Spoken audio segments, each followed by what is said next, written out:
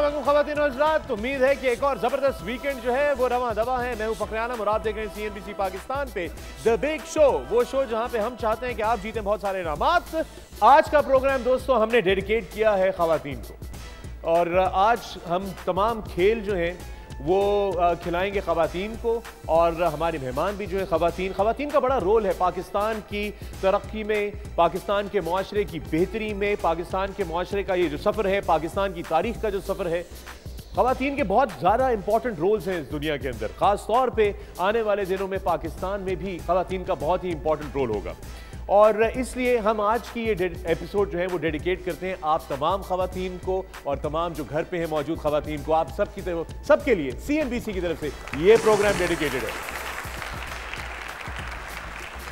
ख़वातीन का पाकिस्तान की टेलीविजन इंडस्ट्री में भी बहुत बहुत बहुत बड़ा कंट्रीब्यूशन है और आज हमारे जो मेहमान यहाँ पर मौजूद हैं इन सब का बहुत मेजर कंट्रीब्यूशन जो है वो इंडस्ट्री में है। किसी का बहुत पहले से, किसी का रीसेंट पास में, लेकिन जो भी कंट्रीब्यूशन है उसको अप्रिशिएट करना, रिकॉग्नाइज करना बहुत बहुत जरूरी है।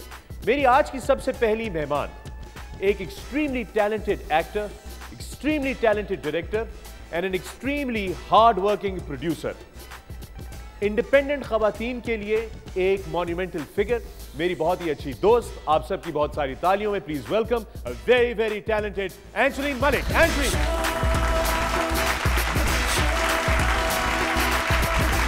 Hello hello, welcome welcome, thank you very much. Angeline, आपका बहुत बहुत शुक्रिया, आप आई, हमें ज्वाइन किया द बिग शो के ऊपर।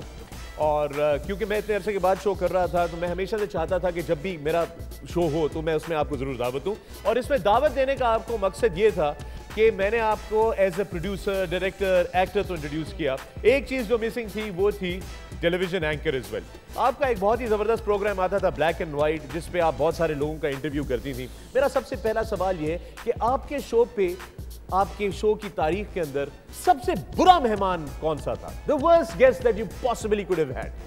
अच्छा, I can't really take names, but I interviewed this chef. ठीक है. So you know, it was basically a blunderous show. It was a tragedy. Exactly. So eventually we were just talking about खाने के बारे में बात हो रही होगी, खाने के बारे में बात हो रही थी, और खाने ही के बारे में बात हो रही है, खाने के बारे में और आप मतलब खाने का शो मुझ जैसे आदमी को करना चाहिए जिसका नजर भी आए कि इसको खाने का जो है शौक है ना। अब आप खाने के बारे में आपने क्या सवाल पूछा होगा कि इस खीरे के अंदर कितनी कैलोरीज होती हैं या ये वो है, so it wouldn't make sense. It has to be me, somebody like me who has to do वो. No, I love food as well.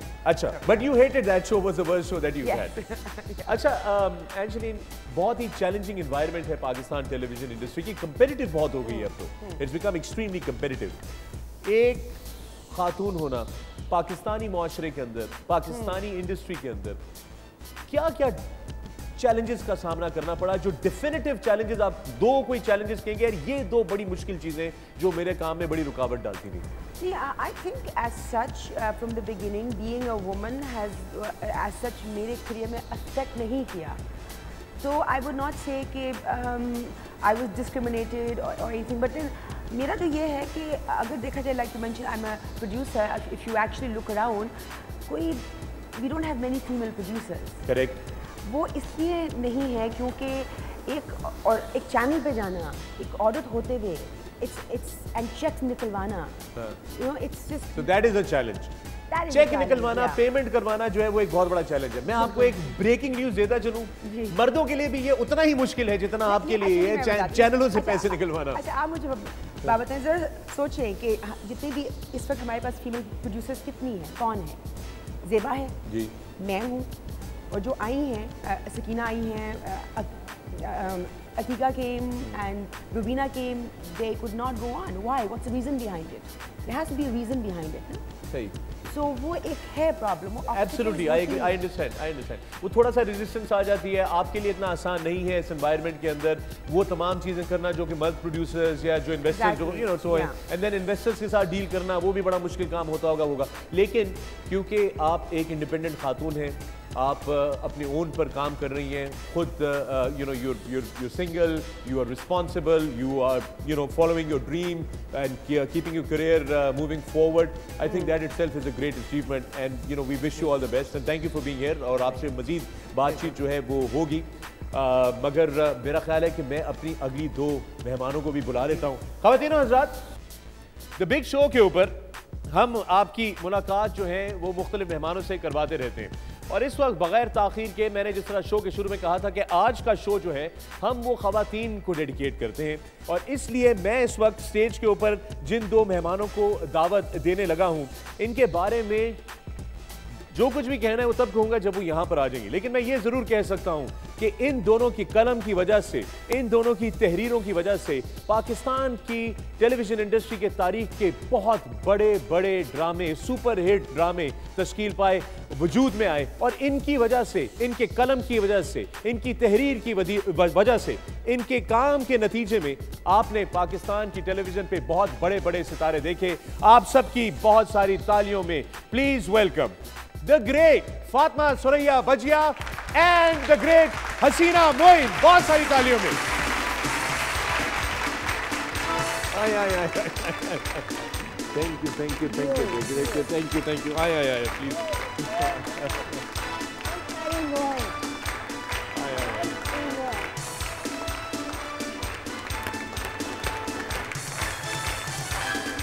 Thank you Sinama, thank you so much for coming, thank you, God bless you, thank you, आय।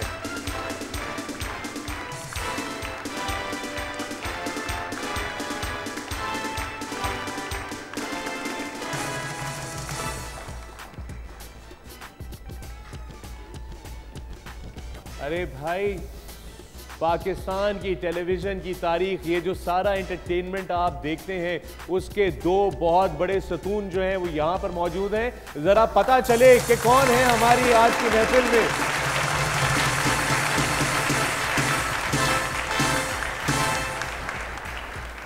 मेरे लिए इससे ज़्यादा बड़े honour की बात नहीं हो सकती कि हमारी पाकिस्तान की तारीख की 2 अजीम ख़वातीन जो हैं हमारे साथ यहाँ पर मौजूद हैं और मेरी दुआ ये है कि पाकिस्तान को आप जैसे आइकॉन्स और लेजेंड्स जो हैं वो मिलते रहें, क्योंकि मुझे दूर दूर तक नज़र तो नहीं आ रहे फ़िलहाल, लेकिन मैं अपनी कहानी, अपने सवालों का सिलसिला जो है वो यहाँ पे शुरू करता हूँ। सबसे पहले तो आपसे शुरू करता हूँ मैं मैम कि एक तो आप लोगों को ख़वातीन के साथ एक चीज़ बताता चलूँ कि हमें बहुत कम लोगों को पता है, हमारी पाकिस्तान से बैनुल-अक़वामी सतह पे नुमाइंदगी तो बहुत सारे लोगों ने की है, मगर क्या आप लोग जानते हैं कि जापान का हाईएस्ट सिविलियन अवार्ड जो है वो फातिमा आपा को प्रेजेंट किया गया है। वो इसके जापान की हुकूमत ने आपको दिया था। इंपीरियल ऑनर है, शहंशाह का अवार्ड, एम्परर ऑफ जापान का अवार्ड है ख़वातीन और हज़रात, एम्परर ऑफ जापान का। और आपको ये भी बताता चलो, मेरा ख्याल है बहुत सारे लोगों को ये नहीं पता, 10 बहन भाई हैं आप। माशाल्लाह थे, 3 अल्लाह के घर गए मगर वो भी नेक नाम थे। 10 बहन भाई थे और सब के सब काबिल थे, अल्लाह का एहसान। और बहुत सारे लोगों को ये नहीं पता। आप जानते हैं कि अनवर मकसूद किसके भाई हैं और अनवर मकसूद कैसी शख्सियत है, पता चलना चाहिए ना जरा। और जुबैदा आपा के टोटके कौन नहीं जानता, पाकिस्तान में सब जानते हैं, वो भी इनकी बहन है, हमशीरा है। 1974 में एयर खातून का नॉवल था शम्मा, उसको आपने ड्रामाई तश्कील दी, उसको ड्रामे की सूरत में लिखा। उसके अलावा अफशां और फिर एक सुपर डुपर सारी हिट थे। हाँ, अरूसा, बहुत सारे, तकरीबन 450 ड्रामे लिखे। 450 ड्रामे लिखे। मैं एक चीज़ यहाँ पर ये कहना चाहता हूँ कि हमने थोड़ी सी जब रिसर्च की तो हमें ये पता चला कि आपने जो तालीम है वो स्कूल में नहीं घर पे हासिल की। क्या ये बात दुरुस्त है? ये देखिए, दुरुस्त बात कि घर में अपनी तालीम हासिल की, स्कूल नहीं गई। ये एक बहुत बड़ी गौर से सुनने और समझने की बात है। ये घर के माहौल की अक्कासी करती है कि किस किस्म का घर था। मुझे ये बताइए फातिमा, आपको क्या लगता है कि आजकल ये तालीम, मुतालिया, घर में नावल पढ़ना, लिखत करना, कोई अदब की तरफ तवज्जो होना ये कम क्यों हो गया, क्या वजह लगती है? उसकी वजह मेरे ख्याल में माहौल, हालात, और मैं माँ बाप को मुल्ज़िम नहीं ठहराऊँगी। देखो माँ बाप से जो मुमकिन है वो कर रहे हैं, आज भी कर रहे हैं, मगर बात ये है कि पूरा सिनेरियो होता है, एक पूरा माहौल होता है।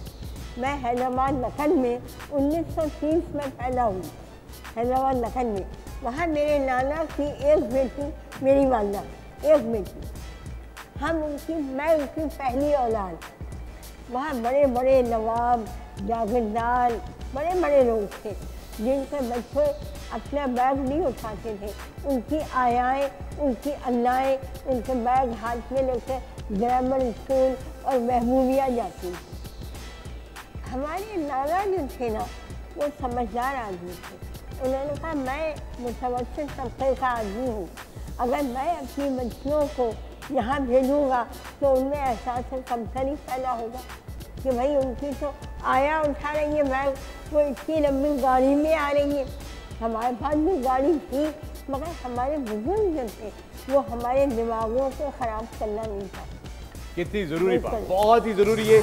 ये तो एब्सोल्युटली बुजुर्गों की बड़ी रिस्पॉन्सिबिलिटी होती है। इस पे मजीद गुफ्तगू करेंगे। आज की नई जनरेशन के हवाले से मैं अभी मजीद गुफ्तगू करूंगा, और हसीना आपा आपसे भी कुछ गुफ्तगू होगी, एंजलीन आपसे भी दोबारा कुछ बातचीत होगी। मगर इस मौके पे मुझे लेना है एक छोटा सा वक्फा। आपको को पता है कि वक्फा कितना ज़रूरी होता है, क्योंकि जितने भी ड्रामे लिखे जाएँ, जितने भी प्रोड्यूस किए जाएँ, जितनी भी एक्टिंग की जाए, जब तक इश्तेहार नहीं चलेंगे, चेक नहीं मिलेगा, जिस चेक के लिए एंजलीन को बड़ी तकलीफ उठानी पड़ी है अब तक। दोस्तों आप लोग देख रहे हैं CNBC पाकिस्तान पे द बिग शो।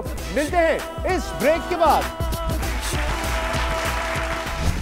ब्रेक के बाद देखिए, कानपुर से आप माइग्रेट की पाकिस्तान आई, आपने अपना बचपना रावलपिंडी में भी गुजारा, कुछ वक्त आपने लाहौर में भी गुजारा, और उसके बाद फिर आप कराची आई। सबसे पसंदीदा शहर पाकिस्तान में कौन सा है आपका?